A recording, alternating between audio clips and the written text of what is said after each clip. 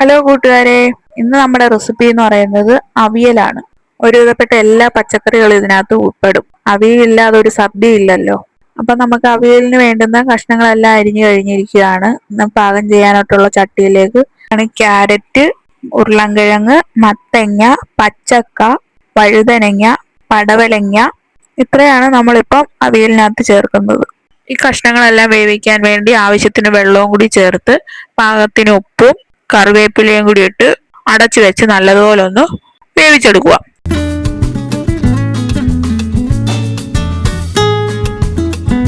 ആ ടൈമിൽ നമുക്ക് ഇതിനുള്ള അരപ്പരയ്ക്കാം. തേങ്ങ, കൊച്ചുള്ളി, വെളുത്തുള്ളി, ജീരകം, മഞ്ഞപ്പൊടി, എരിക്ക് വേണ്ടി 2 പച്ചമുളകും കറിവേപ്പിലയും, ഇത് ഇത്രയും കൂടി ഇട്ട് ഒന്ന് ജസ്റ്റ് ഒന്ന് അരച്ചെടുക്കുക.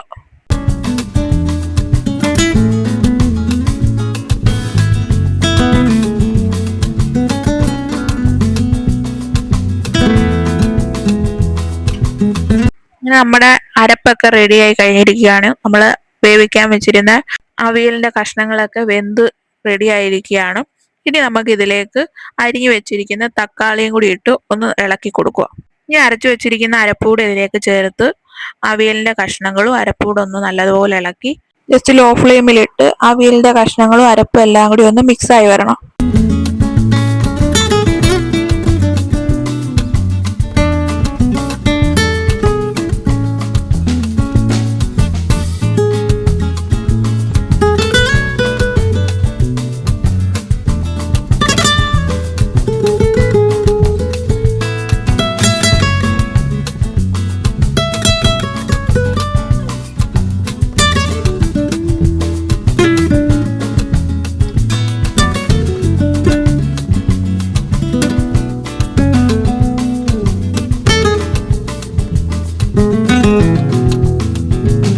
നമ്മുടെ അവിയലിനകത്ത് അരപ്പൊക്കെ പിടിച്ച് ഏകദേശം ഇങ്ങനെ റെഡി ആയിക്കൊണ്ടിരിക്കുകയാണ്. ഇടയ്ക്കൊന്ന് ഇളക്കി കൊടുക്കണേ.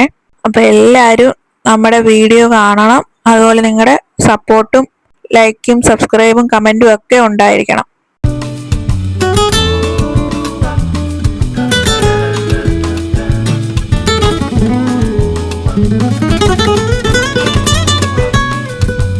നമ്മുടെ അവിയൽ റെഡിയായി കഴിഞ്ഞിരിക്കുകയാണ്. കറിവേപ്പിലയും കൂടി ഇട്ട് വെളിച്ചെണ്ണയും കൂടി ഒഴിച്ച് കഴിഞ്ഞു കഴിഞ്ഞാൽ നമ്മുടെ അവിയൽ സെറ്റ് ആയിരിക്കുകയാണ്. അപ്പം എല്ലാവരും വീട്ടിൽ ട്രൈ ചെയ്ത് നോക്കിയിട്ട് അഭിപ്രായം പറയണേ. അപ്പൊ അടുത്തൊരു വീഡിയോയുമായി കാണാം. ബൈ.